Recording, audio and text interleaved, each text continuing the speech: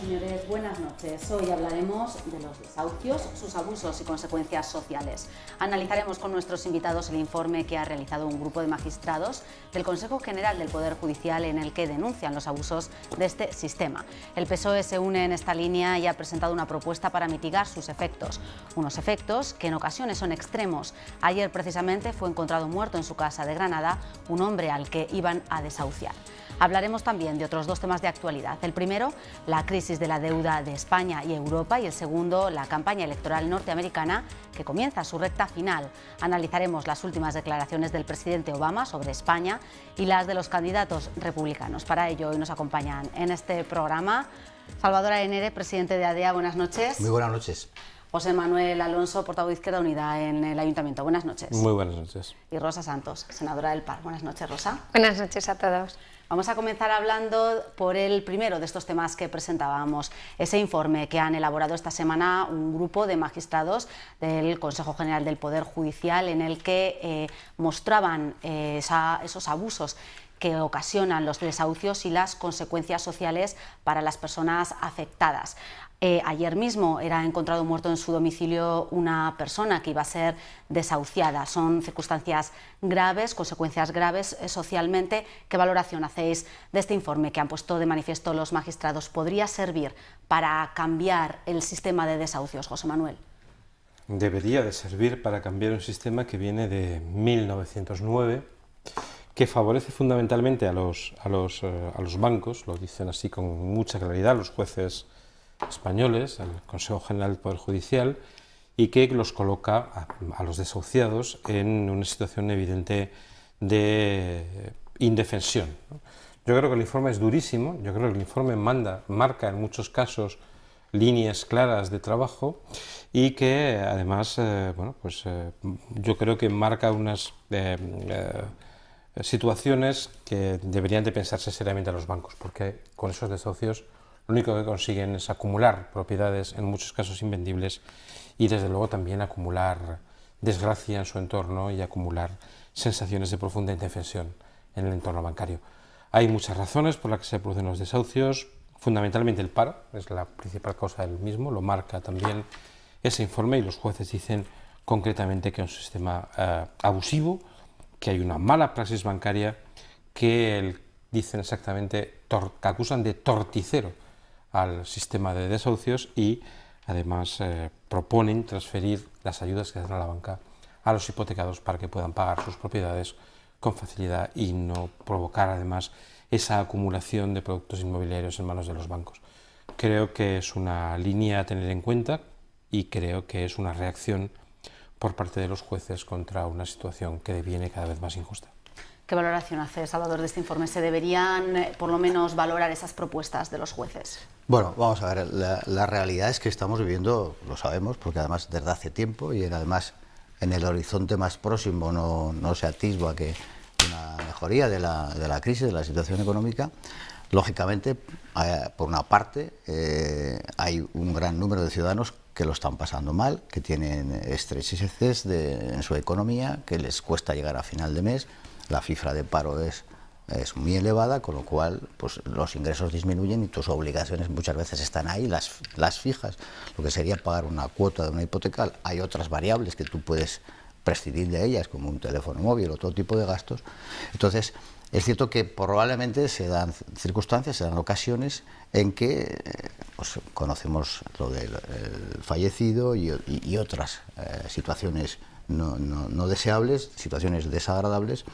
Probablemente, sin lugar a dudas, algo habría que cambiar en la línea de que, sobre todo como mentalidad, que a veces es difícil, porque el gran problema de esto es dónde está la línea, porque estamos asistiendo en paralelo, llevamos tiempo y está ahora tratando de resolver la crisis financiera. La crisis financiera fundamentalmente por el tema inmobiliario.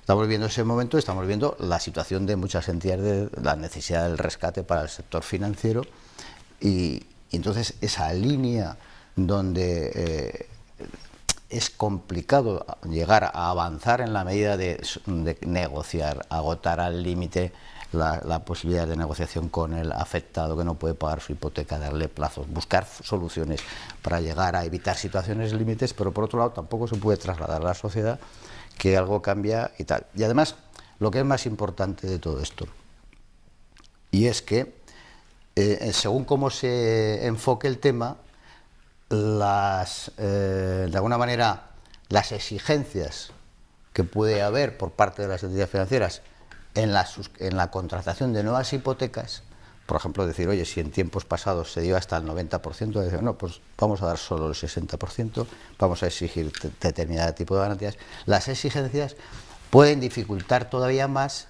una recuperación del crédito hacia un sector que es necesario que cambie, porque era un sector básico de la economía y el sector inmobiliario. O sea, que quiero decir, por concretar y finalizar, primero, hay un problema social, hay un problema humano, hay que buscar fórmulas de evitar situaciones desagradables, hay que adaptarse a esa situación y ver.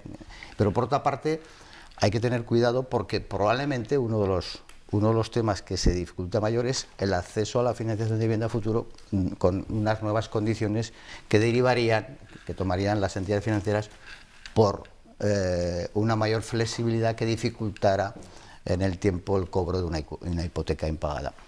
Hay que articular ambos temas, ¿no? Rosa, ¿deben de tomar los bancos esa responsabilidad? Bueno, es un tema complejo y citaba Salvador algunas cuestiones que son difíciles de entender para la ciudadanía. Y es verdad que a mí incluso me cuesta, porque intento combinar un enfoque técnico con un enfoque político, pero también con la realidad social que se está viviendo en la calle. Yo que veo, primero, saludar la iniciativa de informes como este, en este caso todavía no suscrito por el Consejo General del Poder Judicial, pero sí auspiciado por el Consejo y realizado por un montón de jueces, que está encaminado a buscar unas soluciones a un problema social, a un problema real que está en la calle y que está teniendo su traducción en los juzgados. Entonces, saludar iniciativas como estas que vienen o bien de la sociedad civil o bien de colectivos que tienen su responsabilidad social, técnica, institucional y que coadyuvan a aportar soluciones. Me parece muy importante el hecho de que se haya tomado la iniciativa de pedirlo y de hacerlo, con independencia de lo que luego decía el Consejo. Entonces, primero, saludar iniciativas como esta que por cauces que refuerzan la democracia contribuyen a buscar soluciones a problemas reales que está viviendo la sociedad. Desde una perspectiva técnica, pues el informe es perfecto. Quiero decir, habla de una serie de conceptos como la dación en pago, como modificar la idea del deudor, flexibilizar las condiciones de acceso al paraguas que de alguna manera trató de crear el Gobierno en el mes de marzo. Entonces, con respecto a esto último que digo, es verdad que en el mes de marzo el Gobierno trató de buscar soluciones al problema de los desahucios y lo hace buscando acuerdos bilaterales con los bancos y lo cierto es que teniendo muy buena voluntad esa finalidad, no acaba de resolver, no acaba de pasar de quedar en meras situaciones. El código de buena conducta no acaba más que de quedar en una situación prácticamente simbólica, que realmente no resuelve un problema de la ciudadanía, porque mirando datos se habla de 300.000, creo que son 350.000 desahucios en los últimos 4 años, un 20% más solo en el último año. Luego este es un problema que va directamente vinculado, y lo decían los contertulios, al desempleo. Claro, tus rentas bajan, tus obligaciones se mantienen, este es un problema. Y es verdad lo que decía Salvador, es complejo desde la perspectiva técnica, porque claro, la banca tiene unas obligaciones que sí, pero también es verdad que el Estado y en definitiva los ciudadanos estamos contribuyendo a la recapitalización de la banca. Es más, las noticias del pasado jueves introducen un elemento más, que es, no solo contribuimos a la recapitalización de la banca, sino que además todo induce a pensar que va a contabilizar como deuda pública. Luego es verdad que desde las instituciones públicas hay que buscar el punto de equilibrio entre la protección social de los ciudadanos y es verdad que la protección del sistema, porque lo que dice Salvador, que es muy complejo de explicar, yo no me atrevo, Salvador tiene muchos más conocimientos que yo en temas bancarios para poder explicárselo a la ciudadanía. Es verdad que si dejamos caer el sistema financiero, nos vamos todos, iba a decir una ordinariedad. Esa es la razón por la que se protege el sistema financiero, sí, pero no tanto como para quienes estamos padeciendo todos los recortes tengamos que acudir solo en ayuda de la banca. Los dos un discurso muy similar. Y un discurso que, en primer lugar, pone en profundas dudas ese viejo adagio que viene repitiendo sistemáticamente el gobierno de que ustedes son culpables. Todos ustedes son culpables porque han gastado más de la cuenta. No es verdad. Hay unos culpables, fundamentalmente la deuda pública, y el principio de esos culpables, los primeros, son los bancos. ¿Por qué? Porque han convertido deuda privada en deuda pública. Lo acabas de decir tú, Rosa, efectivamente, así es. Luego, no es verdad que estemos pagando aquella deuda en la que nos metimos los ciudadanos. No es verdad que seamos culpables. No es verdad que esa tendencia sistemática que desde el gobierno se tiene a convertirnos en culpables y a cargarnos esa especie de cargo de conciencia porque hemos gastado mucho, sea cierta. No. Una buena parte de nuestra deuda, yo diría que más de un 80% de nuestra deuda, pasa de ser deuda privada a ser deuda pública, es decir, pasa de ser deuda de unos pocos a convertirse en deuda de todos. Por lo tanto, primera falacia que desmontamos aquí, en esta mera conversación, no es verdad que los ciudadanos sean culpables de haber contribuido a esa deuda, en muy poquito grado. En la inmensa mayoría, el problema grave es que convertimos deuda privada en deuda pública. Y así, luego hablaremos, ¿verdad? Tenemos un ratizo para hablar de la deuda. Si me permites también...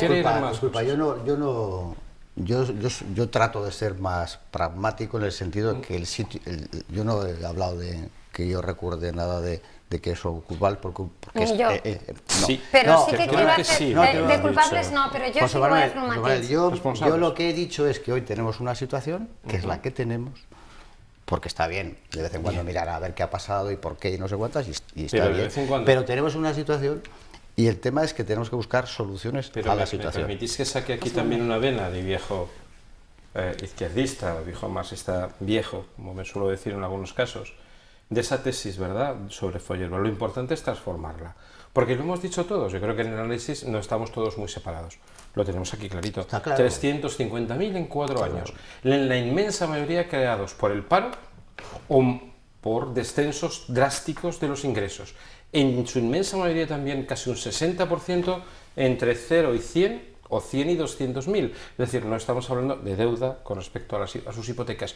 No estamos hablando de grandes inversiones ni de personas que tratasen probablemente de especular con su vivienda, sino de vivienda destinada al uso familiar que al perderse lanza a las familias casi a los márgenes de la sociedad.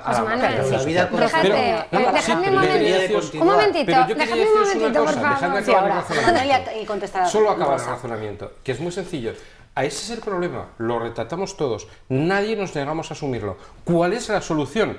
El Consejo General del Poder Judicial nos da una, que en lugar de ir el dinero a la recapitalización de los bancos, una parte del dinero vaya a estos desahuciados para contribuir a ayudarles a pagar su deuda. No, aparte tampoco lo dices pero exactamente esa es la pero da diferencia, soluciones. que lo que hemos hecho hasta ahora son solo cuestiones de buena voluntad. Dejadme un buena momentito. conducta, buena voluntad, no. José Manuel, déjame Derecho, un momentito, puro y duro, porque mira, yo llevo en este oficio muy poco tiempo, lo sabe todo el mundo, poquísimo.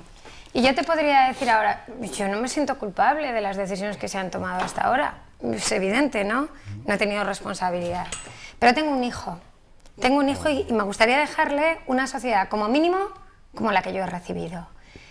Y no es verdad, José Manuel. Lo primero que hay que aceptar es que como sociedad, en España, también hemos fallado. Yo tengo una hipoteca y seguramente el otro tiene otra y el otro tiene otra y el otro tiene otra. Y a la gente hay que explicarle, hay que explicarle que esa deuda que se está financiando ahora estos últimos días a menos interés, pero a un interés altísimo, por encima del 7%, que han supuesto 10.000 millones de euros en este presupuesto... Déjame terminar, José Manuel, ya te he dejado a ti. No, eso es sobre todo deuda privada. Y he sido yo y no tú quien ha dicho, ojo que el jueves pasado se produce un punto de inflexión que desde mi punto de vista es muy importante, porque el presidente de gobierno estaba intentando que efectivamente no se contabilizara esa deuda de la banca como deuda pública, porque España no tiene un problema de deuda pública, al revés, estamos por debajo de la media europea. Tenemos un problema de deuda privada, que es mi hipoteca, no sé si las vuestras, que no sé si tenéis, pero la mía, la del otro y la del otro. Y es verdad. Entonces, claro, todo eso ha hecho, unido al calor de ese fallo generalizado que ha habido de las instituciones, del Banco de España, de la Comisión de Valores, de tal, es verdad, han fallado todas las instituciones, luego ha fallado el sistema. Al final, hemos fallado como sociedad si queremos mirar hacia adelante. Yo no quiero cometer los mismos errores que se han cometido en el pasado, aunque no haya sido responsable de ellos. Pero las instituciones no fallan quien la gobierna. Falla quien gobierna esa institución porque no toma la decisión adecuada. Ya, José Manuel, pero tú ya tenías responsabilidades políticas y a mí no se me ocurriría echarte a ti la culpa. No tengo ningún problema en absoluto si la tuviese. Pero ves, empieza por empezar a aceptar que todos tenemos responsabilidades. A mí lo que sí me preocupa, e insisto en el argumento que intentaba dar antes, el jueves pasado, en el momento que se habla de que la recapitalización de la banca se tiene que reconvertir en deuda pública, efectivamente, cada uno de nosotros está empezando a pagar eso que se convierte en deuda pública y que son todos esos pisos de todos los Pues yo quiero que el gobierno adopte medidas efectivamente y que rectifiquen, que rectifiquen esa que se inició en marzo con muy buena intención pero que ha resultado poco efectiva. ¿Debe el gobierno entonces vincularse, obligar de alguna manera si se convierte en deuda pública con más motivos, sí? Porque estamos hablando además de un sistema que es de 1909, si no me equivoco, o sea, más de 100 años. Por supuesto que sí, pero yo vuelvo a insistir en lo mismo, y aquí estamos de acuerdo en muchas cosas los tres, porque es sentido común. El sentido común y sensibilidad social, y si no tienes sentido común y sensibilidad social andas mal. Pero vuelvo a repetir lo mismo, que tenemos un problema y que tenemos que salir del problema y que tenemos que construir a futuro. Y este país tiene la costumbre todavía, no sé si permanecerá, de ser propietario de vivienda porque está en la familia. Los padres dicen a su hijo, cómprate un piso que es seguridad, que no sé qué. No sé si cambiará, y algo cambiará con lo que estamos viviendo. Entonces, para comprar vivienda, y dados los salarios que hay y lamentablemente los que están habiendo, vas a tener que acceder a la hipoteca, vas a tener que acceder al crédito, si no difícilmente te compras una vivienda. Entonces yo decía que claro que tiene que intervenir el gobierno, que claro que hay que escuchar al Poder Judicial, que claro que hay que tener sensibilidad, pero que hay que tener también en cuenta que el dinero no viene del cielo, que no brota inagotablemente, y que si por un lado se piensa mucho, por eso decía la línea, las exigencias para contraer nuevas hipotecas pueden ser de tal calado que nadie puede acceder a la hipoteca. Y las soluciones para momentos excepcionales tienen que ser excepcionales. En el mismo nivel a la persona que va a un banco y pide una hipoteca para comprar una casa de 120, de 80, de 90.000 euros, al sistema bancario y sus determinados voceros que ofrecen hipotecas que han ofrecido de forma absolutamente irresponsable préstamos y que no podemos colocarlos en el mismo nivel. No los podemos colocar. Por eso ese deber de protección, esa búsqueda de ese punto de equilibrio. En la parte hay un problema en el suelo y hay otro problema en la vivienda. El problema en la vivienda es que muchos millones de poquitos suman. Pero es que además, fijaos otra cosa que no decimos. España es el país del mundo con menor legislación en el ámbito bancario. España es el único país del mundo en el que sistemáticamente casi la letra pequeña de los contratos es ley, porque no hay ninguna otra ley, porque no hemos regularizado el sistema bancario en absoluto, porque no lo hemos sometido a ningún control de ningún tipo. Sí, seguro que se ha desbocado y ahora resulta que los culpables somos todos. Pues seguro que hay mucho a mejorar, seguro que hay mucho a mejorar. El padre de familia o la familia que ha accedido a una hipoteca de 75.000 euros y la va a ejecutar hoy, quedándose en la calle con riesgo de marginalidad, y los señores ejecutivos de los bancos que siguen blindándose con un descaro y una desfachatez brutal ahí tenéis Caixa Galicia en los últimos días, claro. sin renunciar a sus indemnizaciones millonarias. No podemos colocarnos en el mismo lugar. Es más, tenemos que ejercer justicia. Y ejercer justicia en un momento y en otro, en un caso y en otro, en los desahuciados y en los banqueros, se ejerce de forma muy diferente, ¿eh? Muy diferente. Yo, muy diferente. En la parte relativa a los desahucios estoy de acuerdo contigo, en la otra también, pero estás poniendo en un plano de igualdad cosas que no tienen nada que ver. Pero las hace iguales, la norma. Dicho lo cual, sí que digo, el informe del Consejo o de este grupo de magistrados hay que contextualizarlo en una situación de extrema gravedad, de un crecimiento profundo de los desahucios y de un crecimiento de las tasas de desempleo brutales. Y yo creo que en situaciones excepcionales hay que buscar soluciones excepcionales. Y creo que este informe propicia soluciones excepcionales. Y desde esa perspectiva y en ese contexto, yo insisto en que me parece digno. No estamos hablando, si me permitís, estamos hablando de deuda, pero vamos a ampliar el tema de la deuda de España, la ampliamos al resto de Europa. Y hablamos de esa crisis de la deuda en Europa porque Mario Draghi está intentando disipar las dudas en Alemania y en Europa para que se compre deuda española, e insiste en que esto no va a significar que se financien los estados con esta compra de deuda. No sé cómo valoráis esta situación y de qué manera puede afectar a España, si le puede afectar en medida de si España puede con esta compra de deuda pedir el rescate o no podría pedirlo. Salvador. Bueno, yo creo que hay que aplaudir y bendecir las decisiones que está tomando últimamente Mario Draghi, porque realmente, mira, yo recuerdo que hace muy poco tiempo estuvo Kai Konrad, invitado por ADEA en Zaragoza. Kai Konrad preside un instituto financiero que asesora al gobierno alemán, y una de las cosas que dijo, y lo recuerdo perfectamente porque además se le preguntaba, es que por qué no intervenía el Banco Europeo, como la Reserva Federal en Estados Unidos, en la línea de evitar la especulación, lanzando mensajes de que, bueno, que se emitirá, se suscribirá bonos, por el procedimiento que sea, se atenderá a la situación de dificultades de financiación, del déficit o de la deuda de determinados países, entre ellos España o Italia, tal. Entonces, él decía que eso puede suceder una vez, en situaciones límite, lo que es muy difícil, porque al final volvemos a lo mismo. Los recursos, al margen de todos los problemas, del origen de los problemas, los recursos no son ilimitados. Y hay países que tienen que votar en sus parlamentos si acuden a suscribir la parte de esa deuda, de esos recursos que el Banco Europeo utiliza para resolver los problemas de financiación de los países. Entonces hay países que empiezan, pues yo no estoy de acuerdo, entonces no se puede pensar que eso va a ser para siempre. Dicho esto, para España, y además acaba de estar Mario Draghi en Alemania, a intentar convencer, porque en Alemania sabemos que hay voces de todo tipo, a intentar convencer, y parece ser que ha convencido, nunca podríamos decir al 100%, de que es necesario. Pero además hay otro factor que yo creo que también influye, sobre todo en Alemania. Estamos viendo que estamos con la mayoría de los países de Europa con recesión, con crecimiento negativo. Las perspectivas para el año que viene, incluso además se ha flexibilizado también a la baja el crecimiento de Alemania. O sea, Alemania está empezando a darse cuenta de que si no crece Europa, y además empieza a decrecer, China crecía al 10, está creciendo al 7, con lo cual ya no exportas tantos, entonces que tienen que acudir. Y tienen que acudir a resolver algo que es salvar el euro, ¿no? Veremos entonces esta compra de deuda española. Lo que me preocupa es que esa compra de deuda española de otros países sea calificada como extraordinaria, pero es que es verdad, es extraordinaria porque en los mecanismos bancarios de la Unión Europea no se contempla en la Reserva Federal y no se contempla a las instituciones centrales de la Unión salvando y luchando por evitar que la especulación desatada ataque a sus sectores más débiles.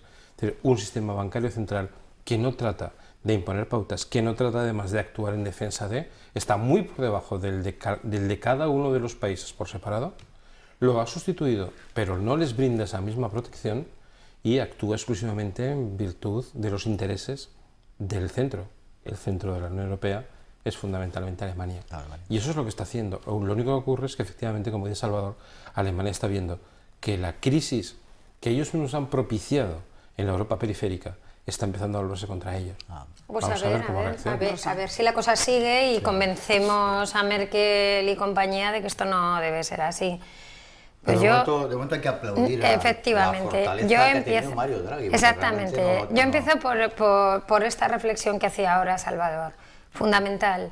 La prima de riesgo por encima de llegando a los 700, sobrepasando los 700, es algo que para que la gente lo entienda bien representa lo que decíamos hace un momento, 10.000 millones de euros más en este ejercicio, 10.000 millones que al final van a recortes en derechos ciudadanos. En la mayoría de los casos estamos hablando de preservar los derechos del estado de bienestar y con esos intereses de la deuda esto es imposible de mantener. Por lo tanto, esas declaraciones afortunadamente contribuyen a que esa deuda baje y por lo tanto esos intereses pues se sitúen en una media del 4, que es bastante más fácil de llevar que por encima del 7.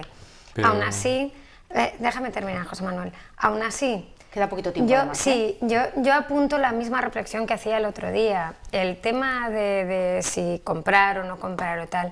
Yo creo que las dudas del gobierno tienen que ver con las exigencias que van a venir impuestas de Europa por la compra de esa deuda o, en definitiva, con lo que va a haber que exigir a los ciudadanos a cambio de la compra de esa deuda.